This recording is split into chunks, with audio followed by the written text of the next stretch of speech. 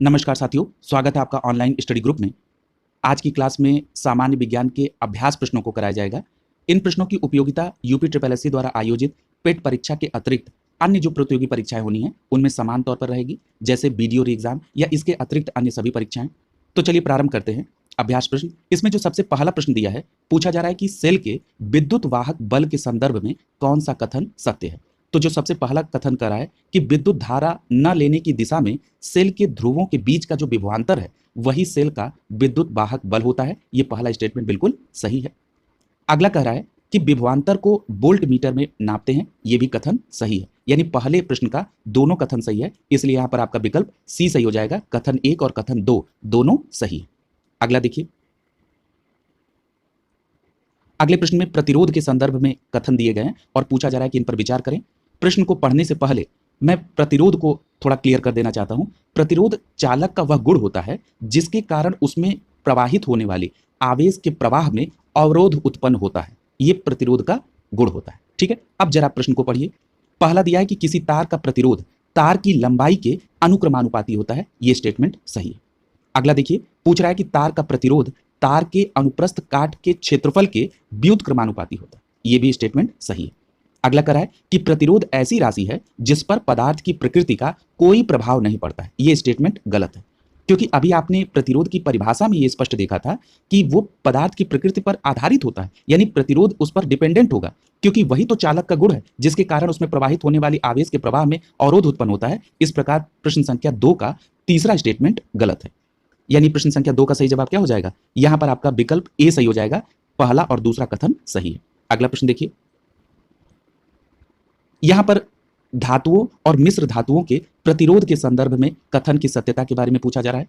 इसमें जो सबसे पहला कथन है, पूछा जा रहा है कि चांदी, तांबा और एल्युमिनियम का प्रतिरोध बहुत अधिक होता है। यह स्टेटमेंट गलत है। क्यों? क्योंकि चांदी, तांबा, एल्युमिनियम, पीतल, इनका प्रतिरोध जो है ये कम होता है, उल्टा दिया गया है।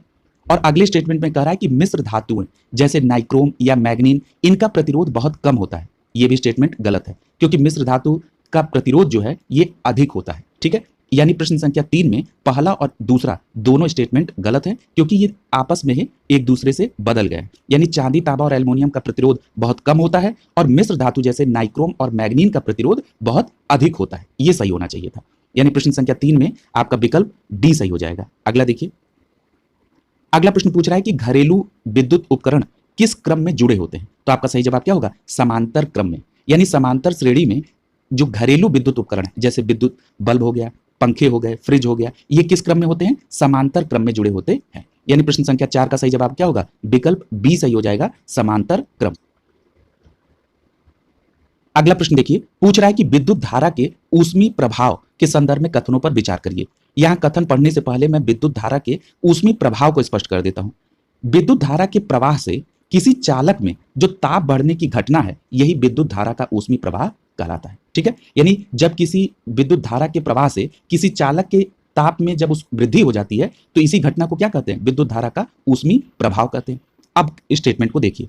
पहला स्टेटमेंट कह रहा है कि ऊष्मीय प्रभाव का कारण चालक द्वारा इलेक्ट्रॉन की गति का प्रतिरोध करना है। यानी पहला स्टेटमेंट सही है। दूसरा कह रहा है कि यदि किसी चालक का प्रतिरोध बहुत अधिक है तो उससे धारा गुजरने पर ऊष्मीय प्रभाव बहुत कम होगा। यह दूसरा स्टेटमेंट गलत है। यानी पांचवें प्रश्न का सही जवाब क्या हो जाएगा? विकल्प ए सही हो जाएगा। केवल पहला स्टेटमेंट सही है। अगला देखिए,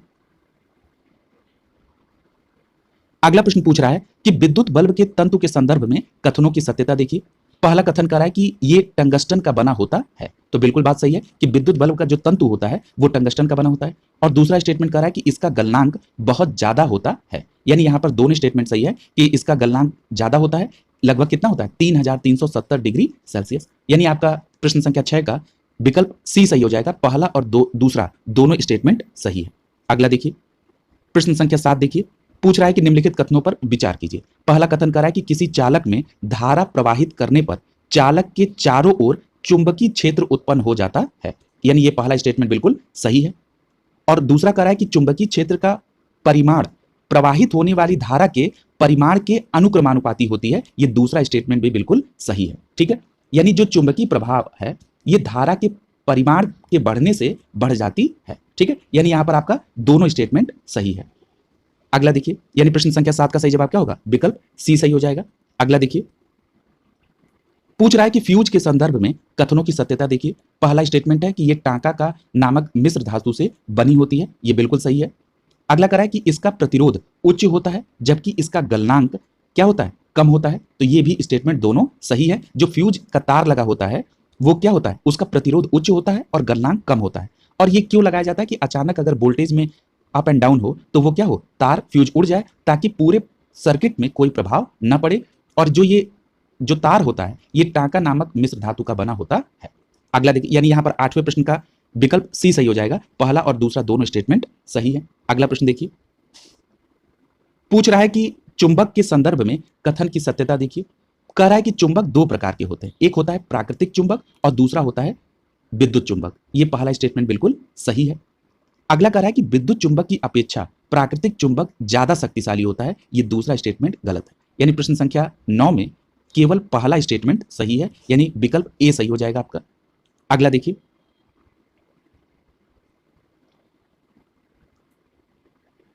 पूछ रहा है कि दंड चुंबक के संदर्भ में कथनों पर विचार करिए। कह रहा है कि पहला कथन है कि दंड चुंबक को जब स्वतंत्रता पूर्वक लटकाया जाता है तो यह हमेशा उत्तर दक्षिण दिशा की ओर स्थिर हो जाता है। यह पहला स्टेटमेंट बिल्कुल सही है। अगला कह रहा है कि जब दंड चुंबक को बीच से काट देते हैं तो उसका दैसिक गुण समाप्त हो जाता है, यानी जो ये दिशा वाला गुण है ये समाप्त हो जाता है। ये स्टेटमेंट रॉन्ग है, यानी प्रश्न संख्या 10 का पहला स्टेटमेंट सही है, यानी यहां पर ए विकल्प सही हो जाएगा, केवल पहला कथन सही है। अगला देखिए, पूछ रहा है कि चुंबकीय क्षेत्र के संदर्भ में कथन की सत्यता जांचिए। पहला कथन कह रहा है कि यह चुंबक के चारों ओर वह क्षेत्र है जहां चुंबकीय प्रभाव अनुभव होता है, तो बिल्कुल सही बात है ये। दूसरा कह रहा है कि यह एक अदिश राशि है, ये स्टेटमेंट गलत है। क्यों? क्योंकि जो चुंबकीय क्षेत्र होता है ये कैसी राशि होती है? ये सदिश राशि होती है, यानी 11वें प्रश्न का केवल विकल्प ए सही हो जाएगा, यानी पहला कथन सही होगा। अगला देखिए, प्रश्न संख्या 12 देखिए, पूछ रहा है कि शुद्ध पदार्थ के अणु होते हैं तो कैसे होते हैं? इसमें जो स्टेटमेंट है उसको देख लीजिए। सबसे पहले मैं यहां पर अणु के संदर्भ में आपको एलेबोरेट कर दूं कि किसी भी पदार्थ का वह सबसे छोटा कण जिसमें उस पदार्थ के सारे गुण उपस्थित हो उसे क्या कहते हैं? अणु कहते हैं। अब जरा कथन को देखिए। पहला कथन दिया है कि सूक्ष्मतम कण जो स्वतंत्र अवस्था में रह सकते हैं, तो ये पहला स्टेटमेंट बिल्कुल सही है। अगला कह रहा है कि अणु के संदर्भ में कि अणु तत्व और यौगिक दोनों के हो सकते हैं, तो ये बिल्कुल सही है। अगला कह रहा है कि अणु में पदार्थ के सारे गुणधर्म विद्यमान होते हैं। मैंने अभी इसकी परिभाषा को बताते हुए बताया, यानी यहां पर तीनों कथन किसी भी शुद्ध पदार्थ के अणु के अंतर्गत ये तीनों कथन सही हैं। अगला देखिए, यहां जरा एक बात और याद रखिएगा कि ये जो सूक्ष्मतम कण होते हैं ये स्वतंत्र अवस्था में रह सकते हैं लेकिन रासायनिक अभिक्रिया में भाग नहीं लेते हैं, ठीक है। लेकिन परमाणु के संदर्भ में क्या है कि परमाणु रासायनिक अभिक्रिया में भाग लेते हैं। यानी अणु के संदर्भ में आपने क्या क्या बातें देखी? किसी भी पदार्थ का वह सबसे छोटा कण जिसमें उस पदार्थ के सभी गुणधर्म उपस्थित हों उसे अणु कहते हैं। दूसरी बात आपने देखी कि ये जो सूक्ष्मतम कण हैं ये स्वतंत्र अवस्था में रह सकते हैं लेकिन ये रासायनिक अभिक्रिया में भाग नहीं लेंगे, और अणु तत्व और यौगिक दोनों के हो सकते हैं। और जो परमाणु के संदर्भ में आपने देखा कि परमाणु रासायनिक अभिक्रिया में भाग लेता है, ठीक है। जहां आवश्यकता पड़ेगी वहां इसके एक्सप्लेनेशन को भी देखा जाएगा, और जहां पर सेम बातें लिखी हूं वहां पर रिपीटिशन का कोई फायदा नहीं है। अगला प्रश्न देखिए, पूछ रहा है कि इलेक्ट्रॉन के संदर्भ में कौन सा कथन सत्य है? जो सबसे पहला कथन दे रहा है कि इलेक्ट्रॉन की खोज जे टॉमसन ने किया था, तो ये पहला स्टेटमेंट बिल्कुल सही है। अगला कह रहा है कि इलेक्ट्रॉन पर एक इकाई का ऋण आवेश होता है, ठीक है, यानी ये बिल्कुल सही है कि इलेक्ट्रॉन ऋण आवेशित होते हैं। अगला कह रहा है कि इसका द्रव्यमान नगण्य होता है, ये भी स्टेटमेंट सही है, ठीक है। यानी ये तीनों स्टेटमेंट यहां पर सही है, यानी विकल्प यहां पर सी सही हो जाएगा। यहां पर एक बात और याद रखिएगा कि अभी आपने देखा कि इलेक्ट्रॉन में भार न के बराबर होता है, यानी नगण्य होता है, ये तीसरे स्टेटमेंट में दिया था।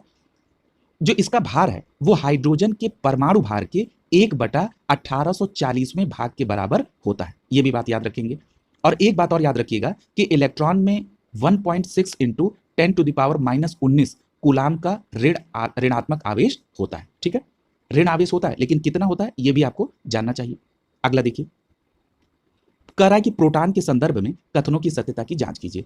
पहला कथन कर रहा है कि प्रोटॉन की खोज चैडविक ने की थी, ये पहला स्टेटमेंट गलत है। क्यों? क्योंकि प्रोटॉन की खोज किसने की थी? रदरफोर्ड ने की थी, यानी ये पहला स्टेटमेंट गलत हो गया। अगला कह रहा है कि प्रोटॉन पर एक इकाई पर धन आवेश होता है, यानी ये दूसरा स्टेटमेंट आपका सही है। अगला कह रहा है कि प्रोटॉन का द्रव्यमान हाइड्रोजन परमाणु के नाभिक के द्रव्यमान के बराबर होता है। ये तीसरा स्टेटमेंट भी बिल्कुल सही है, यानी 14वें प्रश्न का सही जवाब क्या होगा? यहां पर दूसरा और तीसरा स्टेटमेंट सही है, यानी यहां पर विकल्प ए सही हो। अगला प्रश्न देखिए, पूछ रहा है कि न्यूट्रॉन के संदर्भ में कथनों की जांच कीजिए। सबसे पहला कथन है कि न्यूट्रॉन की खोज 1932 में जेम्स चैडविक ने की थी। ये स्टेटमेंट बिल्कुल सही है। अगला प्रश्न है कि यह विद्युत उदासीन कण होता है। यह भी स्टेटमेंट सही है।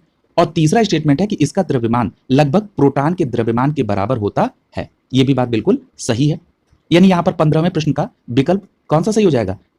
सी सही हो जाएगा। यहां पर तीनों स्टेटमेंट बिल्कुल सही दिए गए हैं। अगला प्रश्न देखिए, पूछ रहा है कि परमाणु के नाभिक के संदर्भ में अब कथनों की सत्यता की जांच कीजिए। पहले इलेक्ट्रॉन के संदर्भ में पूछा, फिर प्रोटॉन, फिर न्यूट्रॉन। अब परमाणु के नाभिक के संदर्भ में प्रश्न पूछ रहा है। पहला कथन है परमाणु के नाभिक में प्रोटॉन तथा न्यूट्रॉन होते हैं। यह बिल्कुल स्टेटमेंट सही है। अगला कह रहा है कि परमाणु का लगभग संपूर्ण द्रव्यमान नाभिक में स्थित होता है। यह भी स्टेटमेंट सही है। अगला कह रहा है कि नाभिक में स्थित प्रोटॉन की संख्या परमाणु संख्या को निरूपित करती है। ठीक है, तो यह भी स्टेटमेंट आपका सही है। यानी 16वें प्रश्न का तीनों स्टेटमेंट सही है, यानी आपका विकल्प बी सही हो जाएगा। यहां पर एक बात और याद रखिएगा कि जो नाभिक है उसमें प्रोटॉन नाभिक में धनात्मक आवेश की संख्या को दर्शाते हैं। यह आपने पिछले प्रश्न में पढ़ भी लिया है। और इसकी संख्या को तत्व का परमाणु क्रमांक कहते हैं। अगला देखिए, अगला प्रश्न पूछ रहा है कि कैथोड किरणों के संदर्भ में कथनों पर विचार कीजिए। पहला कथन क्या कह रहा है कि ये किरणें इलेक्ट्रॉनों से बनी होती हैं। यानी ये पहला स्टेटमेंट बिल्कुल सही है कि कैथोड किरणें जो होती हैं ये इलेक्ट्रॉनों की बनी होती हैं। अगला कथन देखिए, कह रहा है कि ये ऋण आवेशित किरणें हैं। ये बात बिल्कुल सही है, क्योंकि आपको पता है कि इलेक्ट्रॉन भी क्या होते हैं? ऋण आवेशित होते हैं। यानी अगर ये किरणें इलेक्ट्रॉनों से बनी हैं तो कैथोड किरणें के आवेश क्या होगा? ऋण आवेश होगा। इतना सही है। अगला कह रहा है कि लेकिन यांत्रिक प्रभाव उत्पन्न करने में सक्षम नहीं है। यहीं पर यह स्टेटमेंट गलत हो जाता है। अगर स्टेटमेंट रहता कि ये ऋण आवेशित किरणें हैं और ये यांत्रिक प्रभाव उत्पन्न करने में सक्षम है, तब ये स्टेटमेंट सही होता। यानी प्रश्न संख्या 17 का दूसरा स्टेटमेंट गलत है। यानी यहां पर सही जवाब क्या होगा? विकल्प ए सही हो जाएगा। केवल पहला कथन सही है कि कैथोड किरणें इलेक्ट्रॉनों की बनी होती हैं। कोई डाउट नहीं होगा। अगला प्रश्न देखिए, पूछ रहा है कि रासायनिक अभिक्रिया में होता है। ठीक है, तो पहला स्टेटमेंट क्या कर रहा है कि रासायनिक परिवर्तन अर्थात पदार्थ के गुणधर्म बदल जाते हैं। तो ये पहला स्टेटमेंट बिल्कुल सही है कि रासायनिक अभिक्रिया में पदार्थ के गुणधर्म बदल जाते हैं। और दूसरा कह रहा है कि इसमें ऊर्जा में परिवर्तन होता है। ठीक है, तो यानी यहां पर दूसरा कथन भी सही है। यानी रासायनिक अभिक्रिया के बारे में यह कथन सही है। यानी दोनों कथन सही है। यानी प्रश्न संख्या 18 का सही जवाब क्या हो जाएगा? विकल्प सी सही हो जाएगा आपका। यहां पर जरा एक चीज समझ लीजिए, आपकी परीक्षा में एक प्रश्न पूछा जाता है कि भौतिक परिवर्तन और रासायनिक परिवर्तन से संदर्भ में अगर यह पूछा जाए कि भौतिक परिवर्तन क्या होता है, जरा इसको समझ लीजिए, क्योंकि ये प्रश्न निश्चित तौर पर आते हैं और आगामी परीक्षाओं में भी पूछे जाएंगे। जो भौतिक परिवर्तन होता है ये पदार्थ का के जो भौतिक गुण होते हैं उसमें परिवर्तन करता है। जैसे पदार्थ की अवस्था में, उसके रंग में, उसके गंध में, ये परिवर्तन जो है ये भौतिक परिवर्तन है। यानी परिवर्तन का अगर कारण हटा दिया जाए तो ये प्रारंभिक अवस्था में पुनः प्राप्त हो जाते हैं। इसका मतलब यह है कि भौतिक परिवर्तन से कोई भी स्थायी परिवर्तन नहीं होता है। कौन सा परिवर्तन होता है? अस्थायी परिवर्तन होता है। यानी कि इसमें कोई भी नया पदार्थ निर्मित नहीं होगा। अगर आप ये कहेंगे कि भौतिक परिवर्तन का उदाहरण बता दीजिए, तो जैसे मोम का पिघलना, बर्फ का जमना या बर्फ का पिघलना, पेपर का मोड़ना, वाष्पीकरण या संघनन। अब जैसे द्रव को अगर गर्म किया जाए तो वो वाष्पीकृत होता है और फिर उसको संघनन करके आप फिर द्रव अवस्था में ला सकते हैं। यानी भौतिक परिवर्तन के अंतर्गत पदार्थ के पुनः प्रभाव को अगर हटा दिया जाए तो पुनः उसकी प्रारंभिक अवस्था लौटाई जा सकती है। लेकिन जो रासायनिक परिवर्तन होता है उसमें ऐसा नहीं होता है। जो रासायनिक परिवर्तन होता है वो पदार्थ के रासायनिक गुण और उसके संगठन में परिवर्तन कर देते हैं, जिससे वो प्रारंभिक अवस्था में वापस नहीं आ पाता है। अर्थात जो रासायनिक परिवर्तन होता है ये कैसा परिवर्तन होगा? स्थायी परिवर्तन। यानी ये एक नए पदार्थ का निर्माण कर देगा। अगर उदाहरण देखें तो जैसे लोहे का जंग लगना, अगरबत्ती का जलना, जिसको आप कहते हैं साधारण भाषा में दूध का फटना, या अगर आप उसको टेक्निकल कहें कि दूध का खट्टा होना। ठीक है, पदार्थों का दहन कर दें तो ये भी रासायनिक परिवर्तन है। भोजन का पाचन रासायनिक परिवर्तन है। फलों का पकना ये भी रासायनिक परिवर्तन है। जैसे गन्ने के रस से सिरके का बनना ये भी रासायनिक परिवर्तन है। यानी जिससे उसकी पूर्व की अवस्था न लौटे, ये सभी परिवर्तन कैसे हैं? रासायनिक परिवर्तन है। अब ये प्रश्न गलत नहीं होना चाहिए आपका। ठीक है, यानी 18वें प्रश्न का यहाँ पे विकल्प सी सही हो जाएगा। अगला देखिए, अगला प्रश्न कह रहा है कि द्रव्यमान संरक्षण का नियम बताता है। क्या बताता है? जो द्रव्यमान संरक्षण का नियम है ये कहता है कि रासायनिक अभिक्रिया में द्रव्यमान न तो उत्पन्न होते हैं और न ही नष्ट होते हैं। ठीक है, यानी ये पहला स्टेटमेंट आपका द्रव्यमान संरक्षण का नियम है कि रासायनिक अभिक्रिया में द्रव्यमान न तो उत्पन्न होते हैं और न ही नष्ट होते हैं। यानी प्रश्न संख्या 19 का सही जवाब क्या होगा? विकल्प ए सही हो जाएगा आपका। अगला देखिए प्रश्न संख्या 20 देखिए, पूछ रहा है कि किसी पदार्थ के 1 मोल के कणों की संख्या कितनी होती है? तो आपका जवाब क्या होगा? किसी पदार्थ के 1 मोल में जो कणों की संख्या है वो 6.023 इंटू 10 टू द पावर 23 होता है, यानी 6.023 गुणे 10 की पावर 23 होता है किसी पदार्थ के 1 मोल में कण की संख्या। यानी प्रश्न संख्या 20 का सही जवाब क्या होगा? विकल्प ए सही हो जाएगा। अगला प्रश्न देखिए, प्रश्न संख्या 21 देखिए, यहां पर ऑक्सीकरण की और अपचयन अभिक्रिया के संदर्भ में कथन की सत्यता की बात की जा रही है। पहला स्टेटमेंट बताया जा रहा है ऑक्सीकरण के संदर्भ में, कह रहा है कि ऑक्सीकरण वह प्रक्रिया है जिसमें इलेक्ट्रॉन की संख्या घटती है, इसके विपरीत अपचयन में इलेक्ट्रॉनों की संख्या वृद्धि होती है। यह पहला स्टेटमेंट बिल्कुल सही है। ठीक है, और दूसरे स्टेटमेंट में कह रहा है कि ऑक्सीकरण और अपचयन की क्रियाएं हमेशा साथ साथ होती हैं। ये दूसरा स्टेटमेंट भी सही है। और जब ये दोनों क्रियाएं साथ साथ होती हैं तो इसको कहा जाता है अपचयोपचय क्रिया। क्या कहा जाता है? अपचयोपचय क्रिया। ठीक है, यानी इसमें ऑक्सीकरण में इलेक्ट्रॉन की संख्या घटेगी तो ये दोनों क्रियाएं साथ होती हैं, तो वहीं दूसरे में अपचयन में इलेक्ट्रॉनों की संख्या में वृद्धि हो जाती है। यानी प्रश्न संख्या 21 का यहां पर दोनों स्टेटमेंट सही है, यानी आपका विकल्प सी सही हो जाएगा। अगला देखिए, अगला प्रश्न पूछ रहा है कि ऊष्माक्षेपी अभिक्रियाओं के संदर्भ में कथन की सत्यता की जांच करिए। ऊष्माक्षेपी अभिक्रियाएं, पहली बात यह समझ लीजिए कि यह कैसी अभिक्रिया है भाई? यानी वे अभिक्रियाएं जिसमें ऊष्मा निकलती है उसको कैसी अभिक्रिया कहते हैं? ऊष्माक्षेपी अभिक्रिया। अब जरा स्टेटमेंट को पढ़िए। कह रहा है इन अभिक्रियाओं में ऊष्मा मुक्त होती है, बिल्कुल सही है। दूसरा कह रहा है कि मानवीय शरीर में होने वाली श्वसन की अभिक्रिया ऊष्माक्षेपी अभिक्रिया का उदाहरण है, यह भी स्टेटमेंट बिल्कुल सही है। यानी प्रश्न संख्या 22 का दोनों स्टेटमेंट सही है, विकल्प आपका सी सही हो जाएगा। अगला देखिए, पूछ रहा है कि ऊष्मा शोषी अभिक्रिया क्या होती है? तो ऊष्मा शोषी अभिक्रिया क्या होगी? ऊष्माक्षेपी का विपरीत। तो ये क्या कर रहा है? ऊष्मा अवशोषित करती है, पहला स्टेटमेंट बिल्कुल सही। दूसरा कह रहा है कि नाइट्रोजन व ऑक्सीजन के संयोग से नाइट्रिक ऑक्साइड यानी NO का बनना ऊष्मा शोषी अभिक्रिया का उदाहरण है, यह भी स्टेटमेंट बिल्कुल सही है। यानी प्रश्न संख्या 23 का दोनों स्टेटमेंट सही है, यानी आपका विकल्प सी सही हो जाएगा। अगला देखिए, अगला प्रश्न पूछ रहा है कि सोना, चांदी, प्लेटिनम को नोबेल धातु कहते हैं, ऐसा क्यों? क्योंकि ये भूपर पट्टी में स्वतंत्र अवस्था में पाई जाती है। यानी प्रश्न संख्या 24 का ए स्टेटमेंट, पहला स्टेटमेंट सही है कि ये भूपर पट्टी में स्वतंत्र अवस्था में पाई जाती है, इसलिए इसको नोबेल यानी कि उत्कृष्ट धातु कहते हैं। ठीक है, अगला प्रश्न देखिए, प्रश्न संख्या 24 का ए विकल्प सही हो जाएगा। यहां पर अगला प्रश्न कह रहा है कि गलनांक के संदर्भ में कथन की सत्यता की जांच कीजिए। कह रहा है कि कोई पदार्थ जिस तापमान पर पिघलता है वह तापमान उस पदार्थ का गलनांक कहलाता है, यह पहला स्टेटमेंट सही है। अगला कह रहा है कि अशुद्धियों के मिलने पर पदार्थ का गलनांक कम हो जाता है, ये दूसरा स्टेटमेंट भी सही है। यानी यहां पर गलनांक के संदर्भ में दोनों स्टेटमेंट सही है, यानी प्रश्न संख्या 25 का सही जवाब क्या होगा? विकल्प सी सही हो जाएगा। अगला देखिए प्रश्न संख्या 26, यहां पर क्वथनांक के संदर्भ में कथन की सत्यता की जांच पूछ रहा है। पहला कथन कर रहा है कि जिस तापमान पर द्रव उबलता है उसे क्या कहते हैं? उस तापमान को द्रव का क्वथनांक कहते हैं, यानी यह पहला स्टेटमेंट सही है। और जल का क्वथनांक कितना होता है? 100 डिग्री सेल्सियस, यह भी याद रखेंगे। अगला कह रहा है कि वायुदाब कम होने पर द्रव का क्वथनांक बढ़ जाता है, ये दूसरा स्टेटमेंट गलत हो गया। यदि वायुदाब कम होगी तो द्रव का क्वथनांक भी कम हो जाता है। ठीक है, यानी 26 में केवल पहला कथन सही है, दूसरा कथन गलत है, यानी विकल्प ए सही हो जाएगा आपका। अगला देखिए, पूछ रहा है कि संघनन के संदर्भ में कथन की जांच करिए। तो संघनन क्या होता है? पहला स्टेटमेंट कर रहा है कि वाष्प के ठंडा होकर जल के रूप में परिवर्तित होने की प्रक्रिया ही संघनन कहलाती है। ठीक है, तो मैंने अभी आपको ये उदाहरण भी दिया था, यानी ये पहला स्टेटमेंट आपका बिल्कुल सही है। अगला कह रहा है कि फ्रिज की ठंडी बोतल जब मेज पर रखते हैं तो उसके चारों ओर पानी की बूंद आ जाने के कारण ये भी संघनन की प्रक्रिया है, ये भी स्टेटमेंट सही है। यानी यहां पर प्रश्न संख्या 27 का दोनों स्टेटमेंट सही है, यानी आपका विकल्प यहां पर सी सही हो जाएगा। अगला देखिए, पूछ रहा है कि हिमीकरण के संदर्भ में कथन की जांच करिए।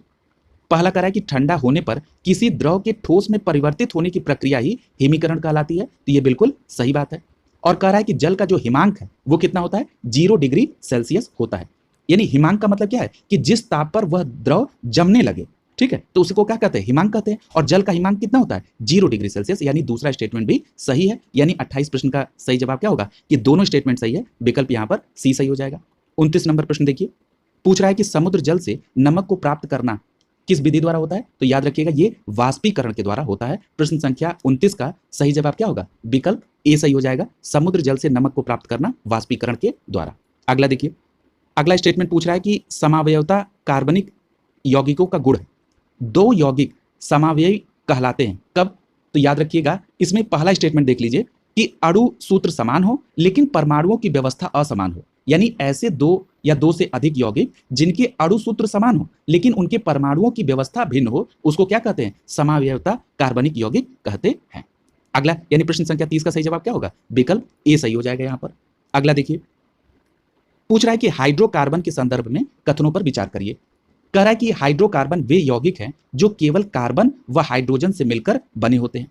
ये पहला स्टेटमेंट बिल्कुल सत्य है। अगला कह रहा है कि संतृप्त हाइड्रोकार्बन में कार्बन कार्बन परमाणु द्विआबद्ध बनाते हैं। ये दूसरा स्टेटमेंट गलत हो गया। क्यों? क्योंकि जो संतृप्त हाइड्रोकार्बन होते हैं इसमें कार्बन और कार्बन के जो संयोजक होता है ये एकल सहसंयोजक आबद्ध बनाते हैं। ठीक है, जो संतृप्त हाइड्रोकार्बन होते हैं, यानी दूसरा स्टेटमेंट आपका गलत हो गया। अगला स्टेटमेंट देखिए, कह रहा है कि संतृप्त हाइड्रोकार्बन में कार्बन कार्बन परमाणु एकल बंध से जुड़े होते हैं। ये संतृप्त हाइड्रोकार्बन के संदर्भ में सही है, यानी पहला और तीसरा स्टेटमेंट सही है। देखिए यहां पर पहले और तीसरे स्टेटमेंट का कहीं पर भी कोई ऑप्शन नहीं दिया गया है। इसका मतलब यह है कि जो तीसरा स्टेटमेंट है इसमें यह असंतृप्त हाइड्रोकार्बन लिखा होगा, यह मिसप्रिंट हो गया है। यानी तीसरा स्टेटमेंट को कैसे पढ़ा जाए कि असंतृप्त हाइड्रोकार्बन में कार्बन कार्बन के परमाणु एकल बंध से जुड़े होते हैं, तब यह स्टेटमेंट गलत हो जाएगा और इस प्रकार 31 नंबर का केवल पहला स्टेटमेंट सही है और यहां पर विकल्प ए सही हो जाएगा। यानी आप यहां पर तीसरे स्टेटमेंट को सही कर लेंगे कि यहां पर तीसरा स्टेटमेंट में असंतृप्त हाइड्रोकार्बन होना चाहिए। अब मैं इस पूरे क्वेश्चन को जरा समराइज कर देता हूं। सबसे पहली बात कर रहा हूं हाइड्रोकार्बन की। हाइड्रोकार्बन वो यौगिक होते हैं जिसमें केवल कार्बन और हाइड्रोजन मिलकर बने हों, पहली बात। दूसरी बात, अगर आप इसमें कोई उदाहरण देखना चाहते हैं तो सबसे जो सरल हाइड्रोकार्बन होता है वो कौन सा होता है? मीथेन होता है, यानी CH4, जहां पर कार्बन के एक और हाइड्रोजन के 4 मिलकर बने होते हैं। अब जरा संतृप्त हाइड्रोकार्बन को समझ लीजिए। संतृप्त हाइड्रोकार्बन वो यौगिक होता है जिसमें कार्बन और कार्बन के मध्य एकल सहसंयोजक आबद्ध होता है। ठीक है, यानी कि प्रत्येक कार्बन परमाणु प्रत्येक हाइड्रोजन परमाणु के साथ केवल एक इलेक्ट्रॉन साझा करता है। यह हो गया एकल बंध, जो कि संतृप्त हाइड्रोकार्बन में होता है। यदि आप असंतृप्त की बात करेंगे, और एक बात और याद रखिएगा संतृप्त हाइड्रोकार्बन के संदर्भ में कि ये कैसे यौगिक होते हैं? ये स्थायी होते हैं। ठीक है, अब आइए जरा असंतृप्त हाइड्रोकार्बन के संदर्भ में। जो असंतृप्त हाइड्रोकार्बन होते हैं ये दो कार्बन परमाणुओं के मध्य दो आबद्ध, यानी या इसको दो आबद्ध की जगह पर अगर कई बार त्रिआबद्ध भी होते हैं। ठीक है, यानी दो या दो से अधिक तीन आबद्ध होते हैं। इसका मतलब क्या हो गया कि इलेक्ट्रॉनों के दो या तीन जोड़े जो है साझा होते हैं। ठीक है, यानी ये कैसे होते हैं? ये स्थायी नहीं होते हैं। ये हाइड्रोजन के साथ जब मिलते हैं तब ये संयोग करके ये स्थायी यौगिक बनते हैं। कौन? असंतृप्त हाइड्रोकार्बन। ठीक है, और वहीं पर जो संतृप्त हाइड्रोकार्बन होते हैं ये स्थायी होते हैं। और एक बात और याद रखिएगा कि जो संतृप्त हाइड्रोकार्बन है इसको एल्केन के नाम से भी जाना जाता है। ठीक है, अगला देखिए, यानी इस प्रकार आपने इस पूरे प्रश्न को अच्छे से समझ लिया। अगला देखिए, प्रश्न संख्या 32 देखिए। यहां पर हाइड्रोजनीकरण के संदर्भ में कथन की सत्यता पूछी जा रही है। देखिए जो पहला कथन दिया है, कह रहा है कि हाइड्रोजनीकरण वह प्रक्रिया है जिसमें असंतृप्त हाइड्रोकार्बन हाइड्रोजन से संयोग करके संतृप्त हाइड्रोकार्बन बनाते हैं। मैंने अभी आपको स्टेटमेंट बताते समय जब मैं आपको असंतृप्त हाइड्रोकार्बन को एक्सप्लेन कर रहा था तब मैंने आपसे क्या कहा था कि जो इलेक्ट्रॉनों के मध्य दो या तीन जोड़े इलेक्ट्रॉन साझा होते हैं और ये कैसे होते हैं? स्थायी नहीं होते हैं। जब ये हाइड्रोजन के साथ मिलते हैं तब ये स्थायी यौगिक बनते हैं। इसी को ये क्या क्रिया कर रहा है? इसी को हाइड्रोजनीकरण कहा जाता है। यानी जब अस्थायी हाइड्रोकार्बन हाइड्रोजन के साथ संयोजन करता है और स्थायी रूप लेता है तब वो कैसा कहा जाएगा? तब वो संतृप्त हाइड्रोकार्बन कहा जाएगा। और मैंने आपको ये पहले ही बताया था कि संतृप्त हाइड्रोकार्बन कैसे होते हैं? स्थायी यौगिक होते हैं। और इसको किस नाम से जानते हैं? एल्केन के नाम से। ठीक है, कोई दिक्कत नहीं होगी। अगला यानी प्रश्न संख्या 32 का सही जवाब क्या होगा? स्टेटमेंट पहला सही हो जाएगा। अगला प्रश्न देखिए, एल्कोहल के संदर्भ में कथन की जांच करने के लिए कह रहा है। पहला कथन है कि एल्कोहल कार्बन हाइड्रोजन व ऑक्सीजन के यौगिक होते हैं, बिल्कुल सही है। अगला कह रहा है कि हाइड्रोक्सिल यानी OH की उपस्थिति में इनको पहचाना जाता है, यह भी सही है, यानी पहला स्टेटमेंट बिल्कुल सही है। अगला कह रहा है कि मेथिल एल्कोहल का उपयोग शराब के रूप में किया जाता है, तो यह स्टेटमेंट गलत है, यानी प्रश्न संख्या 33 का केवल पहला स्टेटमेंट सही है, यानी विकल्प ए आपका आंसर हो जाएगा। अगला देखिए प्रश्न संख्या 34 कह रहा है कि प्रकृति में सबसे अधिक मात्रा में पाई जाने वाली धातु कौन सी है? तो आपका यहां पर सही जवाब क्या हो जाएगा? यहां पर आपका विकल्प ए सही हो जाएगा, एल्यूमिनियम। यानी 34 का सही जवाब क्या होगा? ए सही हो जाएगा। प्रश्न संख्या 35 देखिए। प्रश्न संख्या 35 में पूछा जा रहा है कि आसवन विधि के संदर्भ में कथनों की जांच करिए। अब देखिए आसवन विधि क्या होती है? आसवन का प्रयोग क्या होता है? जैसे पानी की शुद्धता के रूप में इस विधि का प्रयोग किया जाता है। ठीक है, इसमें जरा पहला स्टेटमेंट देखिए। आसवन विधि में शुद्ध पदार्थ को प्राप्त करने के लिए उसको वाष्प में परिवर्तित करके पुनः उसको द्रवित किया जाता है। इस पूरी प्रक्रिया को आसवन विधि कहते हैं। तो ये पहला स्टेटमेंट बिल्कुल सत्य है। यानी इसमें शुद्ध पदार्थ को प्राप्त करने के लिए पहले वाष्प में परिवर्तित करते हैं, फिर उसको द्रवित कर लेते हैं। अगला कह रहा है कि पानी को शुद्ध करने के प्रक्रम में इस विधि का प्रयोग किया जाता है। यानी ये पहला और दूसरा दोनों स्टेटमेंट आसवन विधि के संदर्भ में सही है। यानी 35 का सी ऑप्शन सही हो जाएगा। यहां पर एक बात और याद रखिएगा कि इस प्रक्रम का उपयोग जिंक, कैडमियम और पारे जैसी धातुओं को शुद्ध करने के लिए भी किया जाता है, क्योंकि इसमें उपस्थित अशुद्धियां वाष्पीकृत नहीं होती हैं। ठीक है, अगला देखिए। पूछ रहा है कि हमारे शरीर में त्वचा निम्नलिखित में से कौन सा कार्य करती है? तो देखिए, कह रहा है पहला कि शरीर का ताप संतुलन, बिल्कुल सही है। दूसरा कह रहा है कि अपशिष्ट पदार्थों का उत्सर्जन, यह भी कथन सही है। अगला कह रहा है चोट या आघात से रक्षा करना। ये तीनों कार्य शरीर के त्वचा के हैं। ये तीनों स्टेटमेंट सही है। यानी प्रश्न संख्या 36 का सही जवाब क्या होगा? विकल्प डी सही हो जाएगा। अगला देखिए, कह रहा है कि हमारे शरीर में पेशियां, यहां पर पेशियों के संदर्भ में कार्य की बात की जा रही है। इसमें जो सबसे पहला स्टेटमेंट है कि अंगों को घुमाने में सहायक होती है, ये बिल्कुल सही है। अगला कह रहा है कि पेशियां संकुचन व फैलाव के माध्यम से अंगों को घुमाती हैं, ये भी बात सही है। यानी यहां पर अभी तक दोनों स्टेटमेंट सही है आपके। अगला स्टेटमेंट देखिए, पूछ रहा है कि पेशियों का जो संकुचन व फैलाव है ये प्रोटीन की व्यवस्था में परिवर्तन द्वारा संभव हो पाता है, ये भी स्टेटमेंट सही है। यानी इस प्रश्न का विकल्प कौन सा सही हो जाएगा? जो तीनों स्टेटमेंट सही, यानी सी विकल्प यहां पर सही होगा। अगला देखिए, पूछ रहा है कि हमारे शरीर में कंकाल का मुख्य कार्य क्या है? तो याद रखिएगा इसमें जो सबसे पहला स्टेटमेंट दिया है कि शरीर को एक निश्चित ढांचा प्रदान करना, बिल्कुल सही है। शरीर के आंतरिक अंग जैसे हृदय, फेफड़े, इनकी रक्षा करना कंकाल का कार्य है, ये भी सही है। और कंकाल की अस्थियां पेशियों से जुड़कर गति में सहायता प्रदान करती हैं, तो ये भी स्टेटमेंट सही है। यानी प्रश्न संख्या 38 का तीनों स्टेटमेंट सही है। तो यहां पर विकल्प सी सही हो जाएगा। अगला देखिए, पूछ रहा है कि शरीर का वातावरण और कोशिका व उसके पर्यावरण के मध्य गैसों का आदान प्रदान होता है।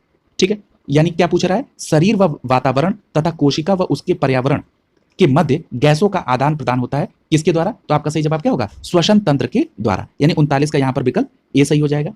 अगला देखिए, पूछ रहा है कि हमारे शरीर में रक्त परिसंचरण तंत्र का कार्य क्या होता है? तो पहला कह रहा है कि पोषक पदार्थ व ऑक्सीकृत रक्त को शरीर के विभिन्न अंगों की ओर ले जाना, यह रक्त परिसंचरण तंत्र का कार्य है, बिल्कुल सही है। अगला देखिए, पूछ रहा है कि उपापचयी अपशिष्ट पदार्थों को उत्सर्जी अंग तक ले जाना, यह भी स्टेटमेंट सही है। यानी प्रश्न संख्या 40 का ये दोनों स्टेटमेंट सही है। यानी कौन सा विकल्प सही हो जाएगा? आपका विकल्प सी सही हो जाएगा। पहला और दूसरा स्टेटमेंट दोनों सही है।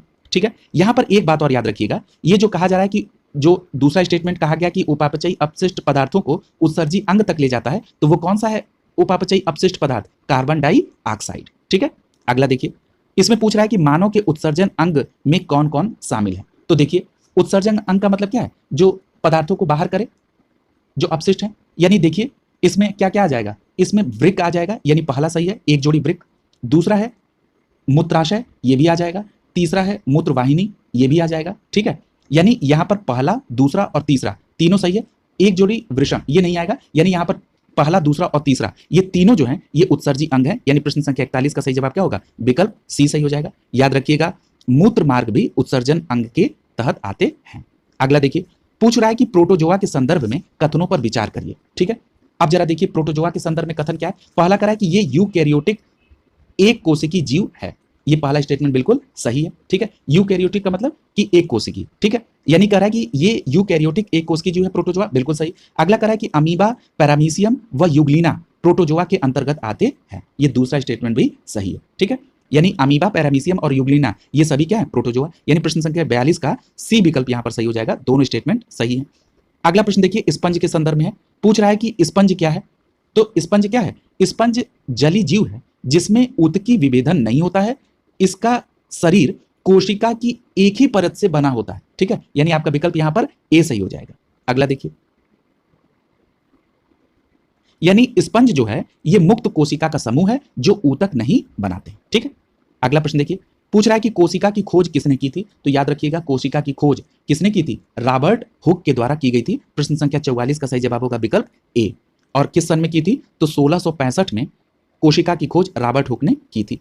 अगला प्रश्न देखिए, पूछ रहा है कि इलेक्ट्रॉन सूक्ष्मदर्शी से देखने पर कोशिका में 3 स्पष्ट भाग दिखाई देते हैं। कौन कौन से भाग दिखाई देते हैं, तो यहां पर आपका देखिए कोशिका झिल्ली, ठीक है, कोशिका द्रव्य और केंद्रक, ये तीनों भाग इलेक्ट्रॉन सूक्ष्मदर्शी से देखने पर दिखाई देते हैं। यानी प्रश्न संख्या 45 का विकल्प डी सही हो जाएगा, ये तीनों स्पष्ट तौर पे दिखाई देते हैं।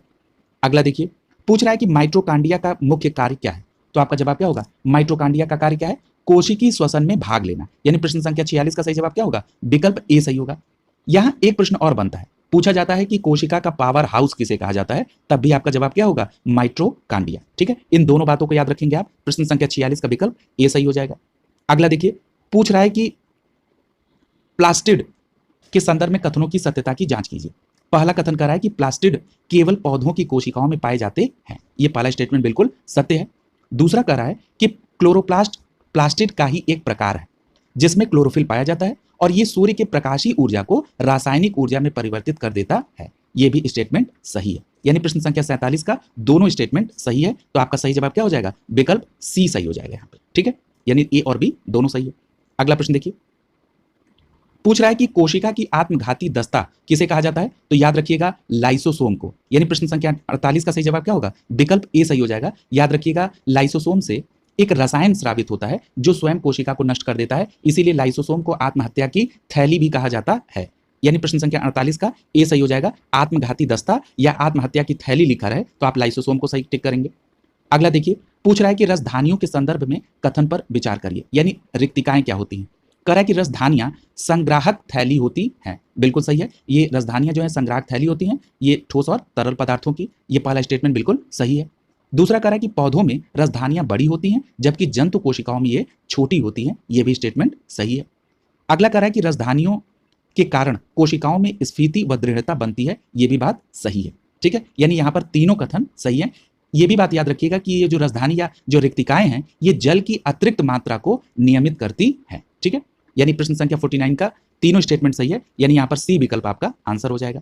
अगला देखिए, पूछ रहा है कि जीवों की सबसे छोटी संरचनात्मक और कार्यात्मक इकाई कौन सी है। पूछा जा रहा है कि जीवों की सबसे छोटी संरचनात्मक और कार्यात्मक इकाई कौन सी है, तो आपका जवाब क्या होगा, कोशिका। यानी यहाँ पर विकल्प ए सही हो जाएगा।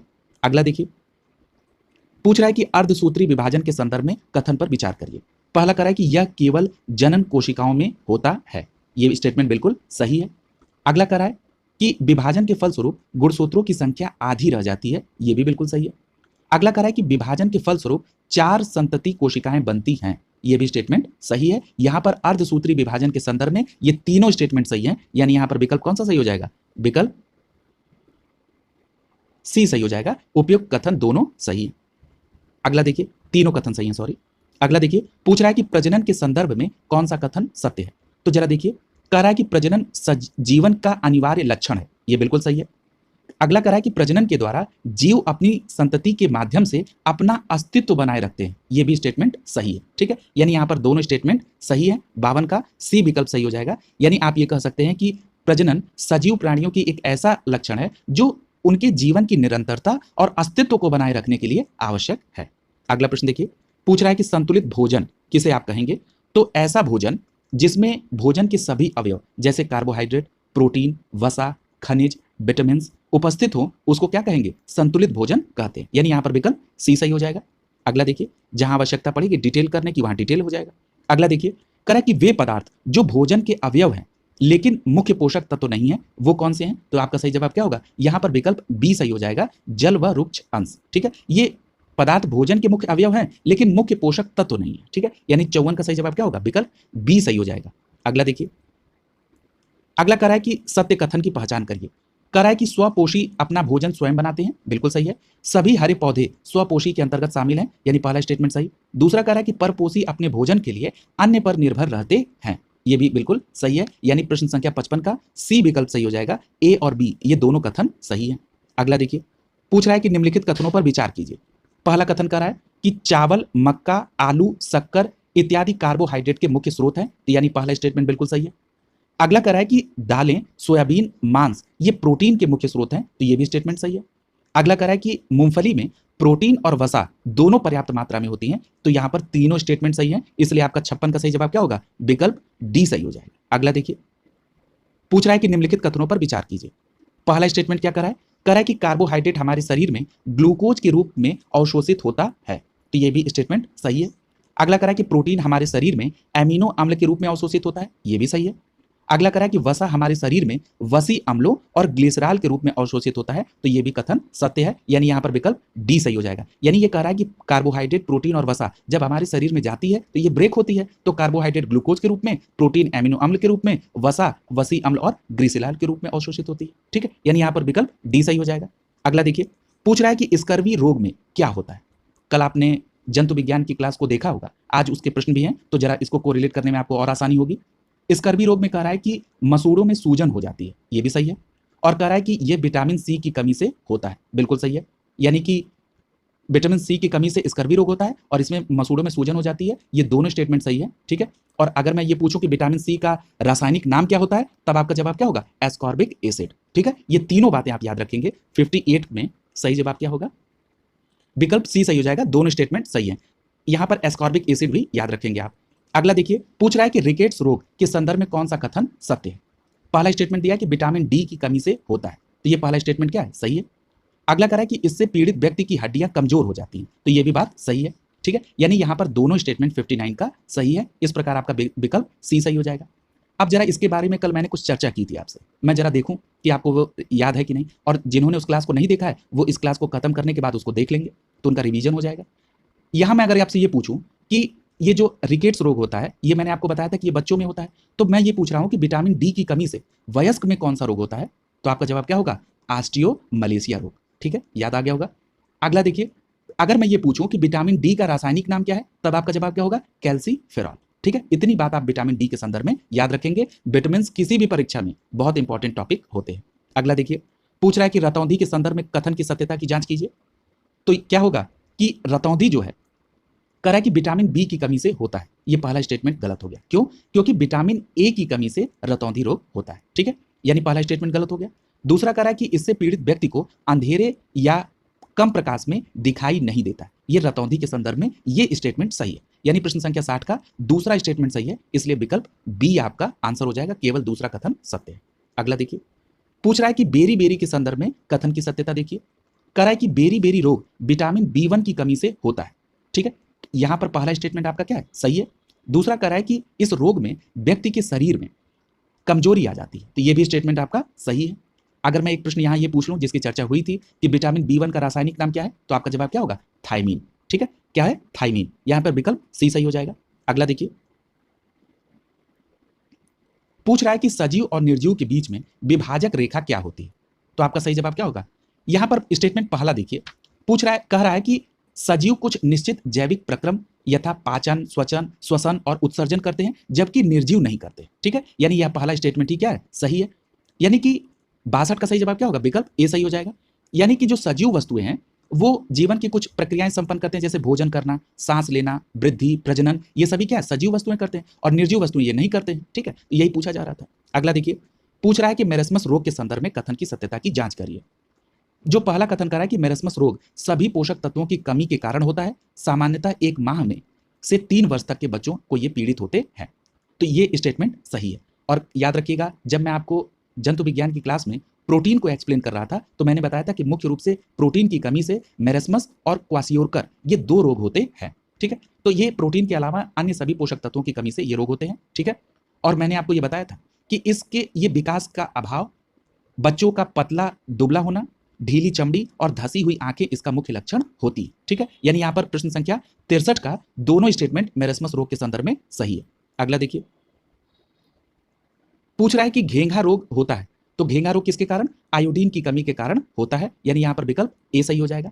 और ये क्या होता है? गले के पास क्या? अगला प्रश्न देखिए, पूछ रहा है कि किस विटामिन की कमी से रक्त का थक्का नहीं जमता है, तो आपका सही जवाब क्या होगा? विटामिन के की कमी से रक्त का थक्का नहीं जमता है। 65 का सही जवाब होगा विकल्प बी सही हो जाएगा। एक बात और याद रखिएगा यहां पर कि जो विटामिन के है, इसकी जो स्रोत है वो तेल, अंडे, हरी सब्जियां और जिगर होता है। एक प्रश्न और मैं पूछ रहा हूं कि विटामिन के का रासायनिक नाम क्या होता है, तो आपका जवाब क्या होगा? फिलोक्विनोन। ठीक है, क्या नाम है? तो है फिलोक्विनोन, यानी प्रश्न संख्या 65 का विकल्प बी सही हो जाएगा। अगला देखिए, यहां पूछ रहा है कि वायरस से उत्पन्न होने वाले रोग कौन से हैं। बहुत महत्वपूर्ण प्रश्न है और कई बार परीक्षाओं में पूछा गया है। ये देखिए, इसमें देखिए, इसमें जो पहला है खसरा, ये भी वायरस से होता है। दूसरा है रेबीज, वायरस से होता है। तीसरा एड्स, ये भी वायरस से होता है। चौथा दिया है टाइफाइड, ये टाइफाइड वायरस से नहीं होता है। पोलियो वायरस से होता है। टिटनेस, ये भी वायरस से नहीं होता है। यानी यहां पर टाइफाइड और जो टिटनेस दिया है ये वायरस से नहीं बल्कि जीवाणु से यानी बैक्टीरिया से होता है। ठीक है, यानी 66 का सही जवाब क्या हो जाएगा? विकल्प ए सही हो जाएगा। यहां पर खसरा, रेबीज, एड्स और पोलियो ये जो है ये वायरस से उत्पन्न होते हैं। ठीक है, यानी 66 का विकल्प ए सही हो जाएगा। याद रखिएगा, जो टाइफाइड है, टिटनेस है, टीबी अर्थात क्षय रोग है, ये जीवाणु जनित है यानी बैक्टीरिया से होता है। देखिए अगला प्रश्न बैक्टीरिया पर ही आ गया। पूछ रहा है कि बैक्टीरिया से कौन से रोग होते हैं।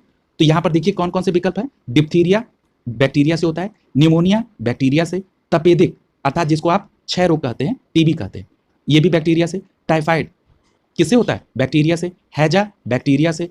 कुष्ठ रोग बैक्टीरिया से। यानी यहां पर जितने भी ऑप्शन दिए गए हैं वो सभी बैक्टीरिया से होते हैं। यानी 67 का सही जवाब क्या होगा? विकल्प डी सही हो जाएगा। अगला देखिए 68 देखिए, पूछ रहा है कि बीसीजी का टीका लगाया जाता है। ये बीसीजी का टीका किस लिए लगाया जाता है? तपेदिक से बचाव के लिए बीसीजी का टीका लगाया जाता है।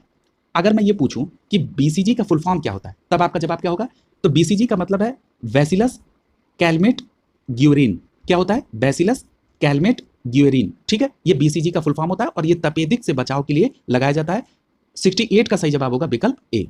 याद रखेंगे, मैंने इसलिए चर्चा कर दी क्योंकि अगर पूछा जा रहा है तो हो सकता है इसका कभी फुल फॉर्म भी पूछ दे। देखिए यहां पर एक्सप्लेनेशन में जो बीसीजी और डीपीटी का जो ये टीका है ये संक्रामक रोगों से बचने के लिए लगाया जाता है। उसमें जो बीसीजी है ये तपेदिक के लिए। चर्चा यहां पर डीपीटी की भी कर दी गई।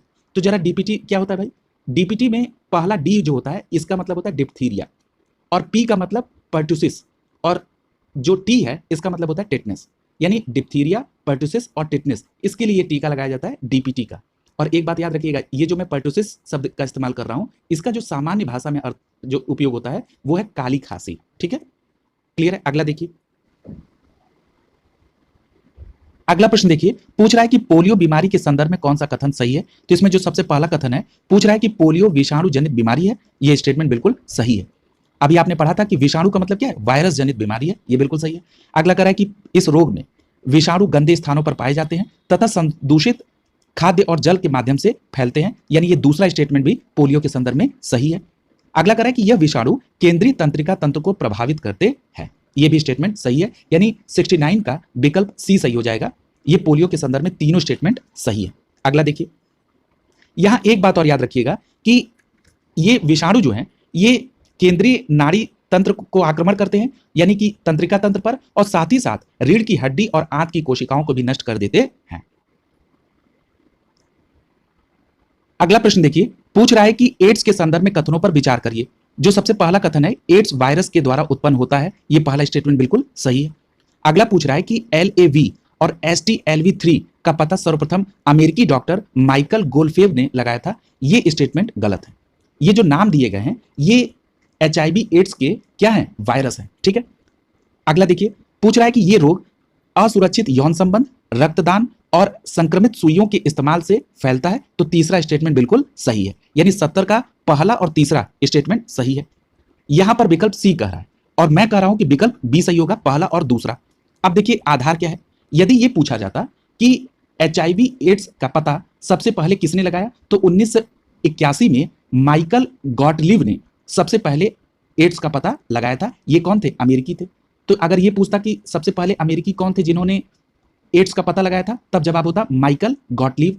और यहां पर जिस वायरस के संदर्भ में पूछा जा रहा है एड्स रोग के, उसमें है LAV और STLV3। इसकी खोज सर्वप्रथम अमेरिकी डॉक्टर रॉबर्ट चार्ल्स गैलो, फ्रांसीसी डॉक्टर लुक मैंटेग्नियर और फ्रैंकोइस बेरे सिनोसी, इनके द्वारा किया गया था। ठीक है, और आपके विकल्प में क्या नाम दिया है? Doctor Michael Golfev. ठीक है, इसलिए पहला और तीसरा स्टेटमेंट सही होगा, दूसरा गलत है। अगला देखिए, पूछ रहा है कि प्रोटोजोआ जनित रोग कौन से हैं। तो याद रखिएगा इसमें प्रोटोजोआ जनित रोग कौन से हैं, तो यहां पर आप नाम देख लीजिए। पहला है पेचिस, सही है।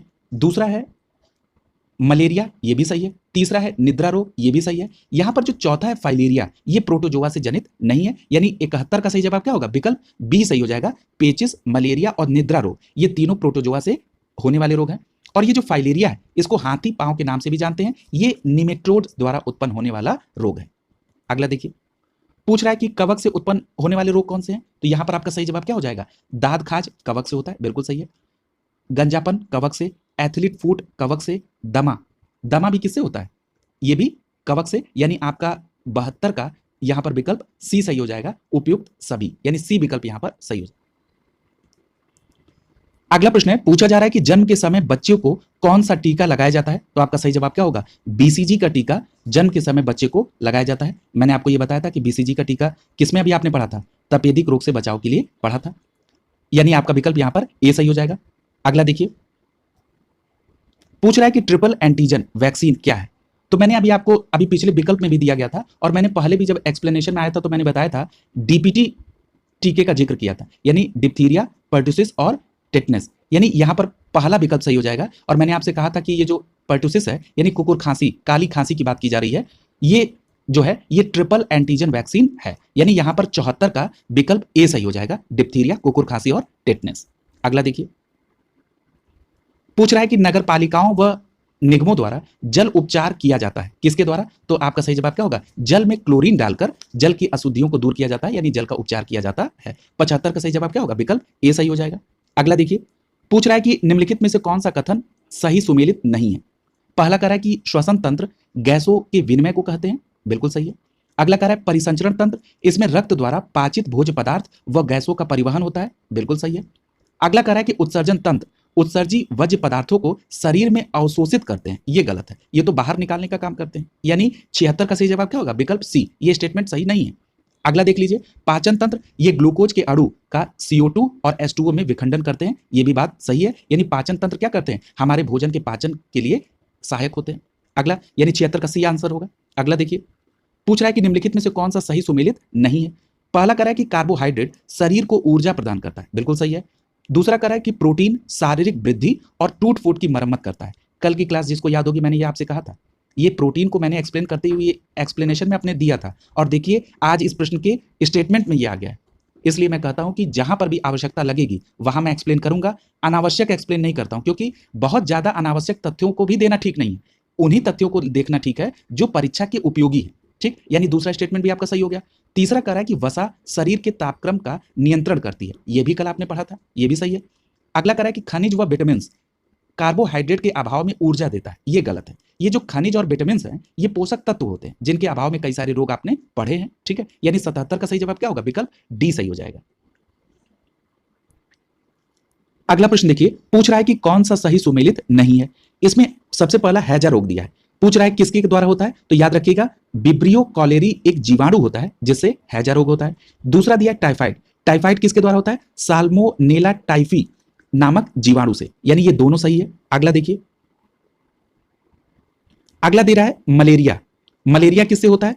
तो मलेरिया भी प्लाज्मोडियम गण के प्रोटोजोआ परजीवी के माध्यम से होता है, यानी ये सी भी सही है। अगला दिया है प्लेग, प्लेग में कह रहा है रेट्रोवायरस, ये गलत है, यानी प्रश्न संख्या 78 का सही जवाब क्या होगा? विकल्प डी सही हो जाएगा। आपको पता है कि प्लेग जो है ये पास्चुरेला पेस्टिस नामक जीवाणु से होता है, किससे होता है? पास्चुरेला पेस्टिस नामक जीवाणु से, यानी यहां पर विकल्प डी सही हो जाएगा। देखिए यहां नाम भी दिया है, प्लेग जो है पास्चुरेला पेस्टिस नामक जीवाणु से होता है। अगला देखिए, पूछ रहा है कि पश्चिम में सर्वप्रथम किसने प्रतिपादित किया कि सूर्य सौरमंडल के केंद्र में है और अन्य ग्रह उसके चारों ओर चक्कर लगा रहे हैं? यह भी आपने पढ़ लिया है, किसने दिया था? कॉपरनिकस ने। ठीक है, यानी यहां पर विकल्प सी सही हो जाएगा आपका। अगला देखिए, पूछ रहा है कि एंटीबायोटिक के संदर्भ में कौन सा कथन सत्य है? तो देखिए, जो सबसे पहला कथन कर रहा है कि पहली खोजी गई एंटीबायोटिक पेनिसिलिन थी, ये बिल्कुल सही है। जिसको अलेक्जेंडर फ्लेमिंग ने खोजा था, बिल्कुल सही है। और किस से खोजा था? तो पेनिसिलियम नोटेटम नामक कवक से प्राप्त किया था, ये भी सही है, यानी यहां पर पहला स्टेटमेंट सही है। दूसरा कह रहा है कि पेनिसिलिन, स्ट्रेप्टोमाइसिन और टेट्रासाइक्लिन ये सर्वाधिक प्रचलित एंटीबायोटिक हैं, ये दोनों स्टेटमेंट सही है। जरा एंटीबायोटिक को मैं यहां पर कंक्लूड कर दूं। एंटीबायोटिक की जो पहली खोज है ये एंटीबायोटिक पेनिसिलिन थी, इसकी खोज किसने की थी? अलेक्जेंडर फ्लेमिंग ने की थी। और किससे की थी? तो पेंसिलियम नोटेटम नामक कवक से की थी। और यहां पर कुछ एंटीबायोटिक के नाम दिए हैं, जैसे पेंसिलिन हो गया, स्ट्रेप्टोमाइसिन हो गया, टेट्रासाइक्लिन हो गया। ठीक है, यानी यहां पर दोनों स्टेटमेंट सही है, यहां पर बी ऑप्शन सही हो जाएगा। अगला पूछ रहा है कि होम्योपैथी का आविष्कार किसने किया था? तो याद रखिएगा डॉक्टर हेनीमैन ने। किसने? डॉक्टर हेनीमैन ने होम्योपैथी का आविष्कार किया था। यहां पर विकल्प ए सही हो जाएगा। अगला देखिए, पूछ रहा है कि माइक्रोस्कोप से संबंधित कौन सा कथन सत्य है? तो देखिए, पहला दिया है कि माइक्रोस्कोप का उपयोग सूक्ष्म और अति सूक्ष्म वस्तुओं को देखने में किया जाता है, बिल्कुल सही है। अगला कह रहा है कि इलेक्ट्रॉन माइक्रोस्कोप का आविष्कार 1940 में नॉल और रस्का ने किया था, यह भी स्टेटमेंट बिल्कुल सही है। अगला कह रहा है कि कोशिका के अंगों को इलेक्ट्रॉन माइक्रोस्कोप से आसानी से देखा जा सकता है, यह भी स्टेटमेंट सही है। यानी यहां पर आपके तीनों स्टेटमेंट माइक्रोस्कोप के संदर्भ में सही है, यानी 82 का सही जवाब क्या होगा? सी हो जाएगा। अगला देखिए, पूछ रहा है कि एनीमिया रोग किसकी कमी से होता है? तो आपका सही जवाब क्या होगा? आयरन की कमी से एनीमिया रोग होता है, यह भी कल आपने देखा था, यानी यहां पर विकल्प सी सही हो जाएगा। और जिसको एनीमिया रोग हो जाता है उसका चेहरा पीला, जल्दी थकना, थकावट, वजन कम होना, ये होता है। और एक बात और याद रखिएगा, इस रोग में आयरन की कमी हो जाती है, से रक्त में हीमोग्लोबिन भी कम हो जाता है। अगला प्रश्न देखिए, पूछ रहा है कि दूषित जल द्वारा फैलने वाले रोग कौन से? तो इसमें जो सबसे पहला दिया हैजा, ये दूषित जल से होता है। अगला दिया टाइफाइड, ये भी दूषित जल से। और अगला दिया हेपेटाइटिस, ये भी दूषित जल से होता है। अगला है फाइलेरिया, ये दूषित जल से नहीं होता है। मलेरिया भी दूषित जल से नहीं होता है। इन दोनों के बारे में आपने पहले भी पढ़ लिया है। मलेरिया के बारे में भी आपने जल्दी पढ़ा था कि मलेरिया प्लाज्मोडियम गण के प्रोटोजोआ परजीवी के माध्यम से फैलता है। ठीक है, यानी आपका यहां पर पहला, दूसरा और तीसरा, यानी हैजा, टाइफाइड और हेपेटाइटिस, ये दूषित जल से होते हैं। 84 का विकल्प ए सही हो जाएगा आपका। अगला देखिए, प्रश्न संख्या 85 देखिए, पूछ रहा है कि मानव शरीर में जल की मात्रा लगभग कितनी होती है? तो याद रखिएगा यहां पर विकल्प ए सही हो जाएगा। मानव शरीर में लगभग 60 से 70% जल की मात्रा होती है, यानी विकल्प यहां पर ए सही हो जाएगा। और शरीर में जो जल है ये पसीने और मूत्र के रूप में बाहर निकल जाता है ताकि शरीर का तापमान संतुलित रह सके। अगला देखिए, पूछ रहा है कि हमारे शरीर में प्रोटीन आवश्यक है और इसकी कमी से बच्चों में होने वाला रोग कौन सा है? अभी मैंने इसकी चर्चा की थी कि बच्चों में कौन सा रोग हो जाता है। तो यहां पर देखिए, क्वाशियोरकर, ठीक है, और मेरेस्मस, ये दो रोग की मैंने चर्चा की थी आपसे, तो यहां पर विकल्प ए सही हो जाएगा। और जो जंतु विज्ञान की क्लास थी उसमें भी मैंने प्रोटीन को एक्सप्लेन करते हुए अपने एक्सप्लेनेशन में ये अतिरिक्त फैक्ट आपको दिया था, और देखिए आज यहाँ पर प्रश्न के फॉर्मेट में दिया गया, इसलिए आप इसको याद रखेंगे। और मैंने एक बात और बताई थी, जो क्वाशियोरकर रोग से ग्रसित बच्चे होते हैं उनका पेट बाहर की ओर निकला होता है, वो पतले दुबले शरीर के होते हैं, ठीक है, और उनके अंदर खून की भी पर्याप्त मात्रा नहीं होती है और प्रोटीन की कमी से ये रोग होता है। यानी 86 का सही जवाब क्या होगा? विकल्प ए सही हो जाएगा। अगला प्रश्न है, पूछ रहा है निम्नलिखित कथनों पर विचार करिए। जो सबसे पहला कथन है, कह रहा है किसी पारितंत्र में एक जीव द्वारा दूसरे जीव को खाने की क्रमबद्ध प्रक्रिया को ही क्या कहते हैं? खाद्य श्रृंखला कहते हैं, यानी पहला स्टेटमेंट सही है। अगला कह रहा है खाद्य श्रृंखला में हरे पौधे उत्पादक होते हैं, यह भी स्टेटमेंट सही है। अगला प्रश्न पूछ रहा है कि हरे पौधे को प्राथमिक स्तर पर उपभोक्ता कहा जाता है, यह स्टेटमेंट गलत है। इसको क्या कहते हैं? उत्पादक कहते हैं, ठीक है। यह प्रकाश संश्लेषण के द्वारा स्वयं अपना भोजन तैयार करते हैं, इसलिए 87 का सी विकल्प गलत हो जाएगा, सी स्टेटमेंट गलत हो जाएगा। यहां पर आपका सही जवाब क्या होगा? विकल्प डी सही हो जाएगा कि पहला और दूसरा दोनों कथन सही है। अगला प्रश्न देखिए, पूछ रहा है खाद्य श्रृंखला के संदर्भ में निम्नलिखित में से कौन सा सही कथन है? तो देखिए जरा, पहला कह रहा है कि हरे पौधे खाद्य श्रृंखला में उत्पादक स्तर पर वे सूर्य की ऊर्जा का उपयोग करके अपना भोजन संश्लेषित करते हैं, यह स्टेटमेंट सही है। इसी को क्या कहते हैं? प्रकाश संश्लेषण की प्रक्रिया। अगला कह रहा है शाकाहारी जैसे हिरण, गाय, ये जो है ये प्रथम श्रेणी के उपभोक्ता हैं, ये बिल्कुल सही है। यानी जो शाकाहारी होते हैं ये प्रथम श्रेणी के उपभोक्ता हैं, ठीक है। यानी कि ये जो उत्पादक होते हैं, यानी हरे पौधे इनके ऊपर निर्भर होते हैं। और अगला कह रहा है मांसाहारी द्वितीय श्रेणी के उपभोक्ता होते हैं, ये भी स्टेटमेंट सही है, ठीक है। यानी यहां पर विकल्प डी सही हो जाएगा। अगला देखिए, पूछ रहा है कि पारितंत्र बनता है, पारितंत्र किससे बनता है? पहला दिया जैविक घटक और दूसरा दिया है भौतिक घटक, ये दोनों ही सही है, ठीक है। यानी यहां पर विकल्प सी दिया है। याद रखिएगा, अगर ये लिखा रहे कि पारितंत्र के दो घटक होते हैं, जैविक तथा अजैविक, ये भी इस टाइप में भी पूछे तो भी आपका विकल्प सही होगा, ठीक है। अब ये प्रश्न उठता है कि जैविक घटक में कौन कौन से आते हैं? तो जैविक घटक में अगर आप टेक्निकल तौर पर देखें तो जैसे प्राथमिक उत्पादक, शाकाहारी, मांसाहारी, सर्वाहारी, ये सभी आते हैं। यानी अगर मैं सिंपल तौर पर कहूं तो जैविक घटक के अंतर्गत पेड़ पौधे और जीव जंतु आते हैं। और यदि अजैविक घटक की बात होगी तो इसमें मिट्टी आ जाएगी, जल आ जाएगा, हवा आ जाएगा, सूर्य का प्रकाश आ जाएगा, तापमान, वर्षा, ये सभी क्या है? अजैविक घटक हैं, ठीक है। यानी यहां पर 89 का सही जवाब क्या होगा? विकल्प सी सही हो जाएगा। अगला देखिए, अगला कह रहा है कि निम्नलिखित कथनों पर विचार करिए। पहला कथन है कि वे संपदाएं जो अकार्बनिक पदार्थों से बनती हैं जैव संपदाएं कहलाती हैं। देखिए पहला स्टेटमेंट गलत है। क्यों गलत है? आप देखिए जैव संपदाएं कौन सी होती हैं? तो जैव संपदाएं वो होती हैं जो किससे बनी होती हैं? जो कार्बनिक पदार्थों से बनी होती है। ठीक है, और यहां क्या कह रहा है स्टेटमेंट में कि वो अकार्बनिक पदार्थों से बनी होती है, इसलिए ये स्टेटमेंट गलत हो गया। ठीक है, अगर मैं इसको डिटेल करूं तो जीवमंडल की वो सभी संपदाएं जैव संपदाएं होंगी जो किससे बनी होंगी? कार्बनिक पदार्थों से। जैसे वन वन उत्पाद, पक्षी, जीव जंतु, ये सब फसलें, इनसे ये बनी हो तो वो क्या होती हैं? उनको जैव संपदाएं कहते हैं। इसलिए पहला स्टेटमेंट गलत हो गया। अगला देखिए, पूछ रहा है कि वन जंतुओं और पक्षी मछलियों से प्राप्त संपदाएं अजैविक संपदाएं। ये भी स्टेटमेंट गलत हो गया। अभी मैंने इसका उदाहरण आपको दिया था कि ये किसके अंतर्गत आते हैं? ये जैव संपदाओं के अंतर्गत आते हैं क्योंकि ये कार्बनिक पदार्थों से बने। अब अगर मैं बात करूं अजैविक संपदा की, तो वे सभी संपदाएं जो अकार्बनिक पदार्थों से बने हैं उनको अजैविक संपदाएं कहते हैं। जैसे जल हो गया, भूमि हो गया, ये सभी क्या है? ये अजैविक संपदाओं के उदाहरण हैं। अभी मैंने ऊपर डिटेल इसकी चर्चा भी की थी। यहां पर 90 में दोनों स्टेटमेंट गलत है, यानी आपका विकल्प डी सही हो जाएगा। अगला देखिए, पूछ रहा है कि हरे पौधे अपना भोजन प्रकाश संश्लेषण द्वारा बनाते हैं। इस संदर्भ में आपको कथन की जांच करनी है। पहला कह रहा है कि प्रकाश संश्लेषण के लिए पौधे जल को अपनी जड़ के माध्यम से मिट्टी से अवशोषित करते हैं। यानी वो कह रहा है कि प्रकाश संश्लेषण की क्रिया में जो पौधे जल लेते हैं वो मिट्टी से लेते हैं, जड़ों के माध्यम से। स्टेटमेंट सही है। अगला कह रहा है CO2 को वायुमंडल से प्राप्त करते हैं। ये भी सही है। यानी यहाँ पर 91 का पहला और दूसरा, ये दोनों स्टेटमेंट अभी तक सही है। अगला देखिए, कह रहा है कि क्लोरोफिल प्रकाशीय ऊर्जा को रासायनिक ऊर्जा में परिवर्तित करता है। ये भी स्टेटमेंट सही है। ठीक है, तो यानी ये समझ में आ गया। यानी जो ये हरे वर्णक होता है, यानी पिगमेंट होता है, वो कौन होता है? क्लोरोफिल होता है। ठीक है, तो ये क्या करता है? प्रकाशीय ऊर्जा को रासायनिक ऊर्जा में परिवर्तित करने का काम। यानी यहाँ पर तीनों स्टेटमेंट सही है आपके, यानी विकल्प सी सही हो जाएगा।